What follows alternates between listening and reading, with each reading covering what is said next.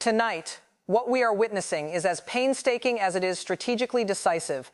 Ukrainian combat engineers, those unsung heroes known as Sappers, who perform the most dangerous work in modern warfare, have completed clearance of over 2,000 miles of minefields that Russian forces laid throughout occupied territories, believing those defensive barriers would make Ukrainian counteroffensive operations impossible. 2,000 miles. That's roughly the distance from New York City to Salt Lake City, from London to Baghdad, from Moscow to Siberia. Every inch of that distance was potentially lethal, seeded with anti-personnel mines designed to kill or maim soldiers on foot, anti-tank mines capable of destroying armored vehicles, booby traps rigged to detonate when disturbed, and improvised explosive devices hidden in rubble and vegetation. Ukrainian sappers, working meter by meter under constant threat of Russian artillery fire and sniper attack, have methodically cleared pathways through this deadly maze, creating the safe corridors through which Ukrainian armor and infantry can now advance toward liberating occupied territories. The counteroffensive path is ready, not theoretically ready, not potentially ready, actually operationally, lethally ready. Imagine this. Ukrainian commanders reviewing operational maps showing cleared routes stretching across multiple axes of advance, pathways marked in green, where just weeks ago everything was red, indicating minefields cleared and obstacles removed. Picture the sappers themselves, soldiers who spent months crawling through contested ground with metal detectors and mine probes, who watched comrades killed or maimed by mines they were trying to clear, who worked knowing that one mistake meant death or catastrophic injury, finally reporting mission complete on sections that will enable the counteroffensive they've been preparing for since Russian forces stopped advancing. Visualize Russian commanders in occupied territories receiving intelligence reports that Ukrainian forces have achieved what Russian planners believed impossible: clearance of defensive minefields extensive enough to enable large-scale mechanized operations. Sounds like the culmination of extraordinary preparation meeting unwavering determination. But tonight, as Ukrainian forces position armor and artillery along the newly cleared routes, this preparation translates into imminent operational reality. What we are witnessing is not just impressive engineering achievement or remarkable courage under fire. It is the systematic dismantling of Russia's entire defensive strategy in occupied territories, the negation of defensive preparations that Russia believed would stall Ukrainian advances indefinitely, the opening of operational possibilities that Russian military doctrine dismissed as unfeasible given the extensive mining. Ukraine has effectively said, "Your minefields won't stop us. Your obstacles are cleared. Your defensive calculations are wrong because we possess the skill, equipment, and determination to do what you believed couldn't be done." That's not bravado. That's demonstrated capability backed by 2,000 miles of proof. Think about that. Russia spent months laying defensive minefields throughout occupied territories, dedicating enormous resources to creating barriers that would channelize Ukrainian attacks into kill zones, slow advances to allow artillery targeting, and psychologically intimidate Ukrainian forces with the knowledge that every advance risks stepping on hidden death. Russian military planners calculated that even if Ukraine possessed the equipment and training to clear mines, the time required would be prohibitive, allowing Russia to reinforce defensive positions while Ukraine struggled through minefields. Those calculations proved catastrophically wrong. Ukrainian sappers accomplished in months what Russian planners assumed would take years if it could be accomplished at all. Here's the first hook. When you clear 2,000 miles of enemy minefields under fire, when you negate defensive preparations your adversary relied upon to stop your counteroffensive, you haven't just removed obstacles. You've demonstrated operational superiority that fundamentally shifts strategic calculus about who controls the battlefield's geometry, who determines when and where major operations occur, who possesses initiative in the campaign's next phase. That shift from defensive necessity to offensive capability represents the difference between surviving and winning. This is not about one engineering accomplishment. It's about the systematic revelation that Ukrainian military forces possess the technical competence, tactical discipline, and operational patience to overcome Russia's most formidable defensive advantages through sustained professional work that Russian forces cannot match. Russian minefields, which were supposed to be decisive defensive multipliers that made Ukrainian counteroffensives prohibitively costly, have been reduced to temporary inconveniences overcome through superior engineering and unwavering determination. Ukraine has effectively dismantled the assumption that Russia's defensive preparations would provide insurmountable advantages. For over a century, military planners have understood that extensive minefields constitute one of the most effective defensive measures available in modern warfare. Properly laid minefields channelize enemy movement into predictable routes where artillery and direct-fire weapons can concentrate, slow enemy advances to allow defensive reinforcement, inflict casualties without requiring defender presence in forward positions, and create psychological effects that degrade attacker morale and willingness to advance. During World War I, minefields helped create the static trench warfare that characterized the Western Front. During World War II, German and Soviet forces used extensive mining to slow enemy offensives, with some defensive positions protected by minefields extending several kilometers in depth. When the Soviet Union trained military engineers, mining and mine clearance received enormous emphasis because Soviet defensive doctrine relied heavily on extensive minefields to compensate for potential qualitative disadvantages against NATO forces. Soviet mine warfare doctrine called for defensive minefields laid in multiple belts, with anti-tank and anti-personnel mines mixed to maximize obstacles, covered by artillery fires to prevent clearance operations, and continuously reinforced even after initial breaches. Russian military doctrine inherited this Soviet emphasis on defensive mining, viewing minefields as force multipliers that allowed smaller defending forces to hold larger attacking forces through area denial rather than direct combat. When Russia's invasion of Ukraine stalled in 2022 and Russian forces transitioned from offensive to defensive operations in occupied territories, mining became central to defensive strategy. Russian forces laid extensive minefields along the entire contact line, created defensive belts incorporating mines with other obstacles like dragon's teeth tank barriers and anti-vehicle ditches, and systematically mined areas from which they withdrew to impede Ukrainian follow-on forces. Intelligence estimates suggest Russian forces laid over 1 million individual mines throughout occupied Ukrainian territories between summer 2022 and spring 2024, creating what Russian commanders believed would be impenetrable defensive barriers. The extent of Russian mining was both militarily significant and criminally indiscriminate, revealing the devastating moral bankruptcy of Russia's approach to warfare. Along defensive lines and organized positions, Russian forces laid relatively organized and systematic minefields following Soviet-era doctrine, with mapped patterns that could theoretically be cleared systematically through professional mine clearance operations. But Russian forces also scattered mines randomly and indiscriminately in civilian areas, including residential neighborhoods where children played, agricultural fields where farmers needed to work, forests where civilians foraged, and along roads used by local populations, deliberately violating international humanitarian law, prohibiting indiscriminate use of landmines in ways that endanger civilian populations long after hostilities end. Ukrainian civilians have been killed or maimed by Russian mines in areas liberated months earlier, including children playing in fields they thought were safe, elderly civilians returning to homes they'd fled, and farmers attempting to work their land to feed their families. The United Nations documented hundreds of civilian mine casualties in liberated Ukrainian territories, with the actual number likely far higher given incomplete reporting from combat zones and occupied areas. The devastating human cost of Russian mining extends beyond immediate casualties to long-term contamination that will affect Ukrainian territories for decades. Think about that. Russia used mines not just as military defensive measures following legitimate tactical doctrine, but as deliberate weapons of terror against civilian populations, knowing that randomly scattered mines would continue killing and maiming Ukrainian civilians, including children, elderly people, and farmers just trying to survive for years or potentially decades after Russian forces withdrew from the territories they illegally occupied.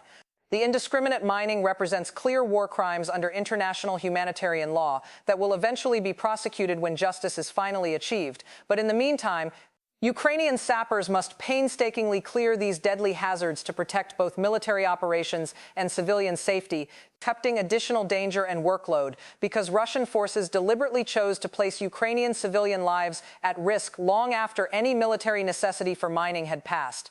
For nearly 2 years, Ukrainian combat engineers have developed mine clearance capabilities that have evolved from basic techniques to sophisticated combined operations, incorporating Western equipment, indigenous innovation, and hard-won experience. Early in the war, Ukrainian sappers relied primarily on manual clearance methods using metal detectors and mine probes, slow and dangerous work requiring sappers to crawl through suspected minefields, marking mines for later disposal.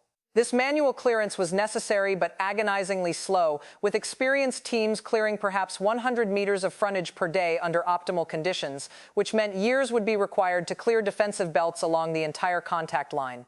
Throughout 2023 and into 2024, Ukrainian mine clearance capabilities expanded dramatically and decisively through several critical developments that accelerated clearance operations while significantly reducing casualties among sappers whose lives depended on these improvements. Western nations, particularly the United States, United Kingdom, and several European allies, provided substantial quantities of specialized mine clearance equipment, including heavily armored engineering vehicles that could clear paths through minefields using mounted plows that physically displaced mines, heavy rollers that triggered mines through ground pressure, or mine-clearing line charges that used rocket-propelled explosive lines to detonate mines from safe distances before vehicles approached.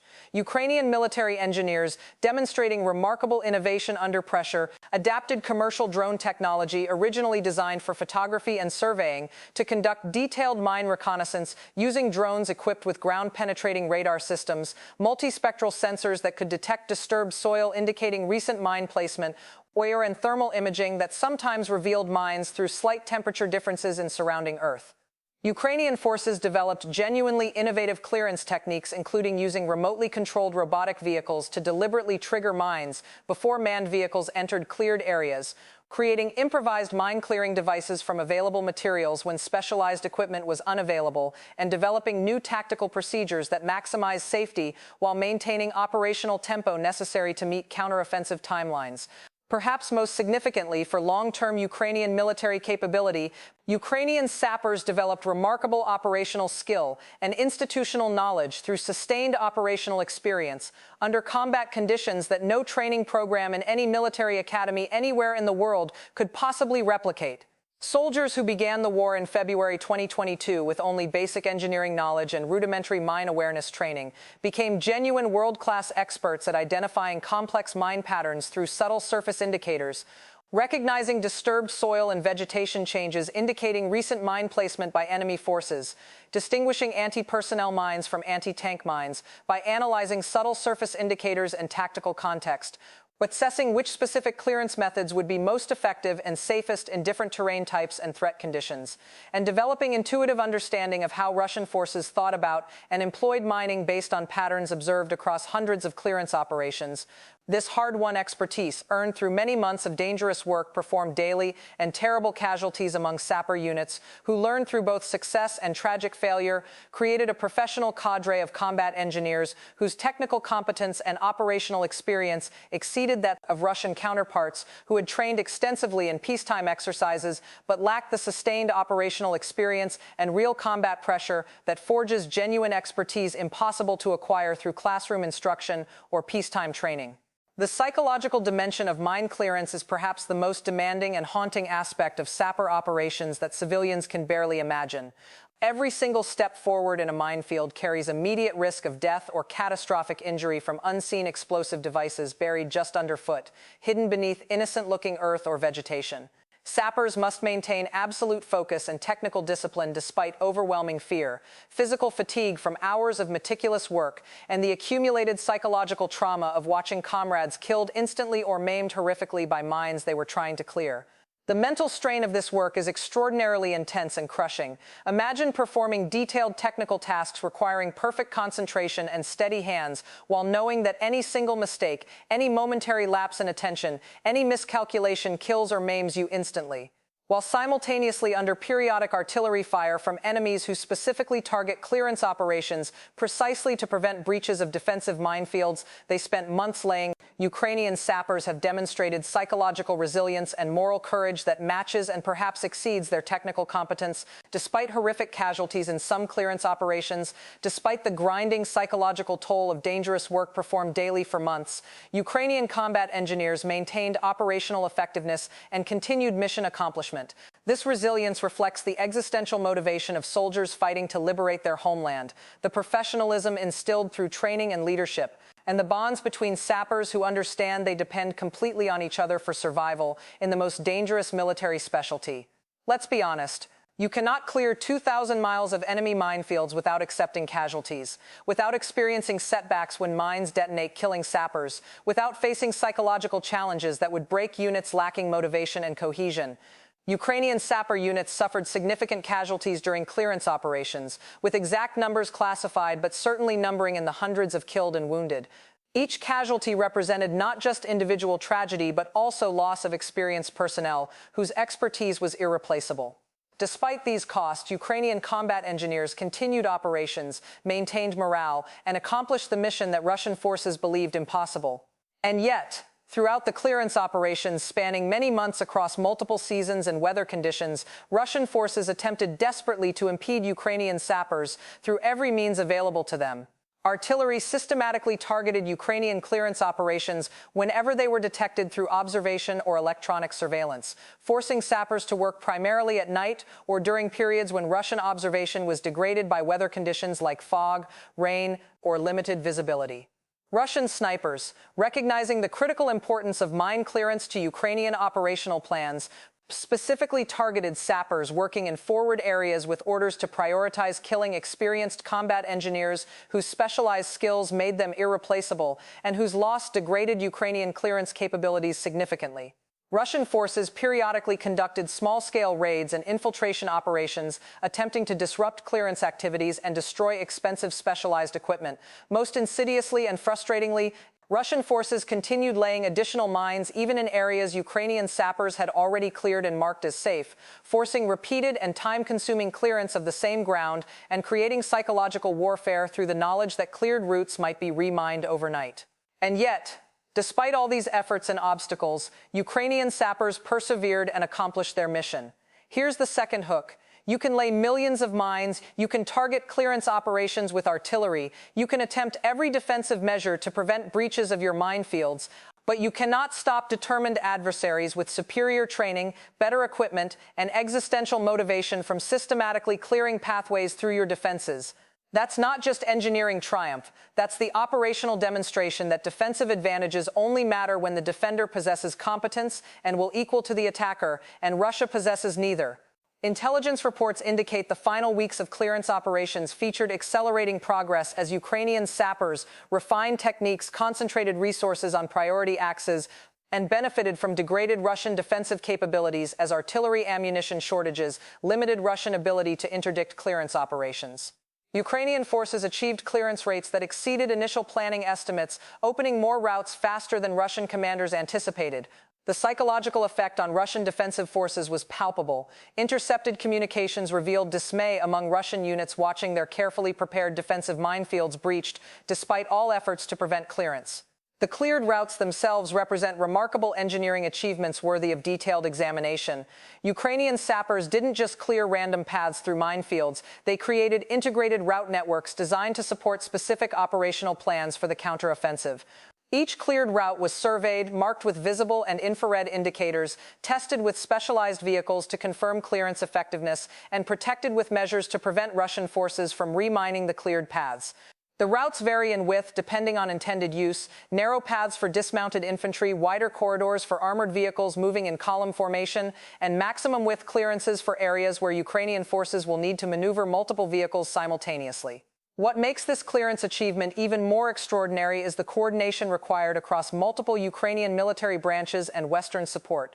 Combat engineers conducted the actual clearance, but their operations depended on infantry providing security, artillery suppressing Russian positions that could target clearance teams, drone operators providing reconnaissance identifying mine locations, logistics elements delivering specialized equipment and replacing tools damaged during operations, medical units prepared to evacuate wounded sappers quickly, and Western partners providing critical equipment, training, and intelligence support. This level of coordination and combined arms integration demonstrates organizational competence that Russian forces have consistently failed to achieve despite supposedly superior resources and numbers. Think about that. Ukraine, the smaller military force fighting on the defensive for 2 years, has demonstrated better coordination, more effective logistics, superior technical competence, and greater operational adaptability than Russia, which invaded expecting easy victory based on numerical superiority and initial momentum. The mine clearance operations encapsulate this competence differential. Ukrainian forces accomplished an engineering task of extraordinary difficulty while under fire, while Russian forces failed to prevent clearance, despite having every defensive advantage and multiple opportunities to disrupt operations. The genius of Ukrainian mine clearance strategy lies in simultaneous accomplishment of multiple objectives through single set of operations. Obviously, cleared routes enable the counteroffensive by providing pathways through Russian defensive minefields. But the clearance operations also achieved psychological effects by demonstrating Ukrainian capability and determination to Russian defenders, logistical effects by forcing Russia to respond to clearance with artillery expenditure they could not sustain, and deception effects by conducting clearance operations across multiple axes, creating uncertainty about where the main counteroffensive thrust will occur. Ukrainian forces used mine clearance operations themselves as tools of psychological warfare and operational deception, rather than merely technical preparation for subsequent operations. The clearance operations also created significant humanitarian benefits beyond military purposes. Areas cleared of mines allow eventual return of civilian populations to liberated territories, resumption of agricultural activity critical to Ukrainian economy, and restoration of infrastructure necessary for recovery. Ukrainian sappers conducted clearance knowing their work would save civilian lives for decades after the war ends, providing motivation beyond purely military objectives. This dual military-humanitarian purpose reflects the fundamental difference between Ukrainian forces fighting to protect their homeland and Russian forces fighting to occupy territory they have no legitimate claim to. Sometimes the most important military operations are those that enable subsequent operations rather than directly engaging the enemy. Mine clearance exemplifies this principle. Sappers rarely fire weapons or directly confront Russian forces, yet their work determines whether mechanized counteroffensive operations are feasible. Ukrainian sappers accepted the reality that their dangerous, unglamorous work was absolutely essential to operational success, that clearing minefields matters as much as breaking through defensive lines, that engineering enables combat operations even when engineers don't receive the recognition given to combat arms.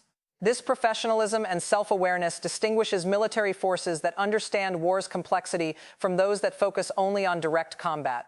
When you examine the strategic symbolism of mine clearance completion, something profound emerges beyond immediate operational impact. The cleared routes represent Ukrainian transition from defensive to offensive operations, from reacting to Russian initiatives to seizing initiative and imposing Ukrainian operational tempo on the campaign. For 2 years, Ukraine has necessarily focused on defense, blocking Russian advances, reclaiming territory through limited counterattacks, and preventing Russian achievement of operational objectives. Mine clearance completion marks the transition point where Ukrainian forces are ready to conduct sustained offensive operations designed to achieve major operational objectives, including liberation of occupied territories.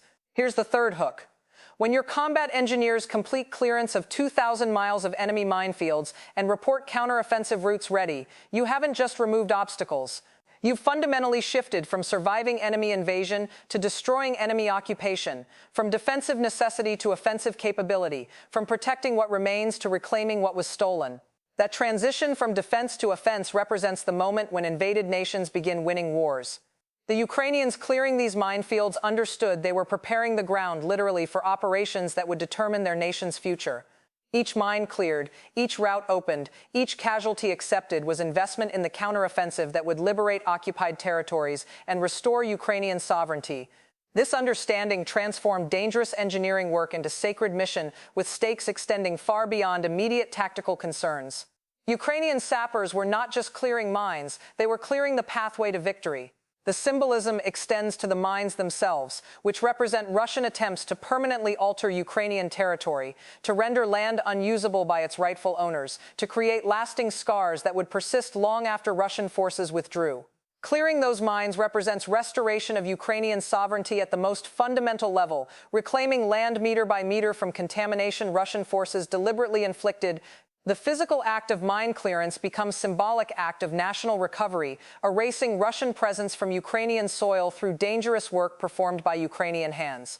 Consider the visual symbolism that will emerge from the counteroffensive using these cleared routes. Ukrainian armor rolling forward through pathways sappers cleared under fire, advancing across ground that Russian forces believed impassable, liberating occupied territories that Russian propaganda claimed would never return to Ukrainian control. The images of Ukrainian forces advancing along sapper-cleared routes will symbolize Ukrainian determination, competence, and ultimate victory over Russian aggression. That symbolism matters enormously for Ukrainian morale, international support, and Russian recognition of defeat. The human mind is the first battlefield, and mine clearance completion delivers psychological blows cascading through Russian defensive forces currently waiting behind the minefields they believed would protect them. Russian soldiers watched Ukrainian sappers methodically clearing routes through defensive barriers Russian commanders promised were impenetrable. They heard artillery firing at clearance operations, yet observed the clearance continuing despite interdiction attempts. They received reports that multiple routes were cleared across multiple axes, creating uncertainty about where Ukrainian main effort will focus. Most fundamentally, Russian defenders now understand that the minefields they relied upon for protection have been negated, that Ukrainian forces will soon advance through cleared routes, that the defensive advantage they counted on has been systematically eliminated. Here's the fourth hook. When defenders watch attackers methodically clear the minefields that were supposed to stop them, psychological impact exceeds tactical effect of obstacle removal. Defenders recognize that attackers possess capabilities, determination, and competence to overcome prepared defenses, that defensive preparations were inadequate, that the battle's outcome tilts toward attackers who demonstrate such operational superiority. That recognition corrodes defensive morale before the counteroffensive even begins. For Russian military personnel manning defensive positions behind cleared minefields, the psychological burden is extraordinary. They know Ukrainian forces are coming. They know the minefields won't stop Ukrainian advance. They know their positions will soon be attacked by forces that have demonstrated superior preparation and execution. That knowledge affects everything. Soldiers question whether defending is worth dying for. Officers worry whether their forces will hold under attack. Commanders recognize their defensive strategy has failed before battle is joined. The psychological dominance Ukrainian forces achieved through mine clearance operations will translate into battlefield advantage when counteroffensive operations commence. The psychological warfare extends to Russian military leadership and political authorities who must now confront uncomfortable reality that Ukrainian forces are ready to launch major offensive operations that Russian defenses cannot prevent.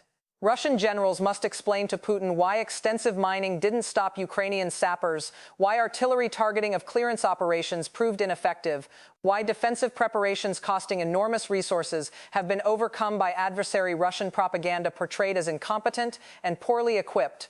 These explanations will not be easy, and failures will have consequences for Russian commanders whose defensive strategy has been systematically dismantled. Think about that. Russian military leadership promised Putin that extensive mining would make Ukrainian counteroffensive operations impossible or prohibitively costly. They assured him that even if Ukraine attempted to clear mines, the clearance would take so long that Russia could reinforce defensive positions or that artillery would destroy clearance operations. All those promises have proven false. All those assurances worthless. Russian commanders must now admit their defensive strategy failed, their mining was inadequate, their forces couldn't prevent Ukrainian sappers from accomplishing what Russian doctrine said couldn't be done. Image matters enormously in modern warfare, and the image of Ukrainian sappers successfully clearing 2,000 miles of Russian minefields communicates capability, determination, and professionalism that reassures Ukraine's international supporters and demoralizes Russian forces. Western governments observing Ukrainian mine clearance see validation that military assistance and training investments produce tangible results, that Ukrainian forces can execute complex operations competently, that continued support is justified by Ukrainian operational effectiveness. Russian citizens seeing reports of cleared minefields understand Ukrainian forces are far more capable than propaganda claims, that the special military operation is not going according to plan, that Ukraine cannot be defeated through defensive operations no matter how extensive. Something deeper than engineering accomplishment is unfolding across occupied Ukrainian territories, something that cannot be measured in kilometers cleared or mines removed. It's a fundamental shift in operational initiative, in who determines when and where major battles occur, in whether Russia can maintain occupation of territories it has no legitimate right to control. Ukraine's transition from defensive operations designed to prevent Russian advances to offensive operations designed to liberate occupied territories represents the point where invaded nations move from survival to victory, where defenders become liberators, where the war's ultimate outcome becomes unmistakably clear. For 2 years, Ukrainian forces necessarily focused on defensive operations because Russian invasion forced Ukraine to fight for survival rather than liberation. That survival phase, while successful in preventing Russian conquest of the entire country, could not by itself achieve Ukraine's legitimate objective of restoring territorial integrity within internationally recognized borders. Mine clearance completion marks the operational transition point where Ukrainian forces are ready to move beyond defense to liberation, to conduct the sustained offensive operations necessary to reclaim occupied territories and restore Ukrainian sovereignty throughout the entire country. Think about that.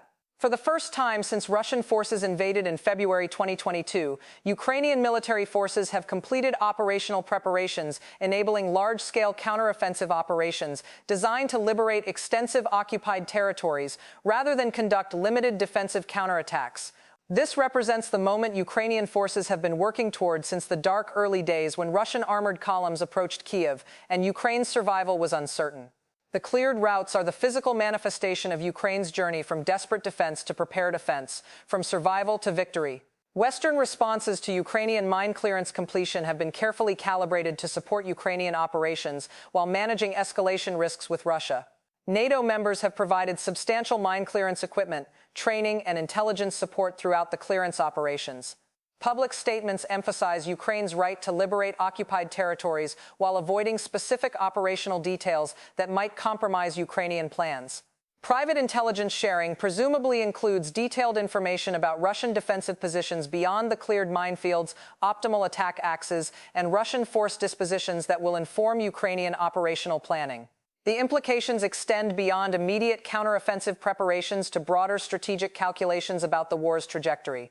If Ukrainian forces can clear 2,000 miles of minefields under fire while Russian forces attempt to prevent clearance, what prevents Ukraine from conducting successful counteroffensive operations once clearance is complete? Can Russian forces hold occupied territories when Ukrainian forces possess operational initiative, cleared attack routes, and demonstrated competence in complex operations? These questions force recalculation of the war's likely outcomes, with implications for international support to Ukraine, Russian regime stability, and the timeline for Ukrainian victory and Russian defeat. So tonight, the Lubyanka suffered very kollabal devacated the tortyer sedefteries bedbutaken, tonight they've depast the moxwing pog various day, but with de medi just furtu aberius bedderdizations fenderite, that areri and devisa philafters tar visur pi of deriolwi every the warts to when avias for miambe jerseat the past of the wen. Vix philafters first, that pope more jerosai do and said jukpil duppy compet of tuck, that neither your olfidization, it just first building, deviriol vi teritias to past of the wen. As Ukrainian forces position armor and artillery along newly cleared routes and prepare for counteroffensive operations that will liberate occupied territories, remember this carefully. We're witnessing the culmination of 2 years of Ukrainian preparation, adaptation, and determination to restore territorial integrity through military operations enabled by some of the most dangerous, difficult, and essential work in modern warfare. The sappers who cleared these routes under fire have given Ukraine the capability to move from defense to offense, from surviving Russian invasion to achieving Ukrainian victory. What power is being redefined from static defensive positions to dynamic offensive capabilities enabled by superior engineering, training, and determination. Russia's extensive mining, which was supposed to prevent Ukrainian counteroffensive indefinitely, has been overcome through Ukrainian operational competence that Russian forces cannot match. The mines are cleared, the routes are ready, the counteroffensive path is open.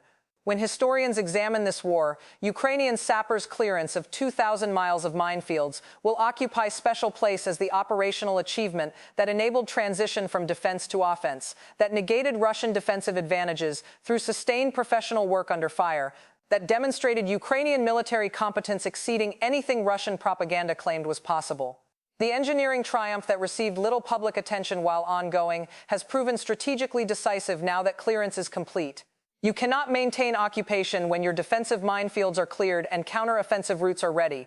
You cannot hold territory when attackers possess initiative, cleared pathways, and operational superiority. And you cannot prevent liberation of occupied territories when the invaded nation possesses both capability and determination to reclaim what was stolen, regardless of obstacles you place in their path. Russia faces all these realities tonight because Ukrainian sappers accomplished mission that Russian military doctrine said couldn't be done.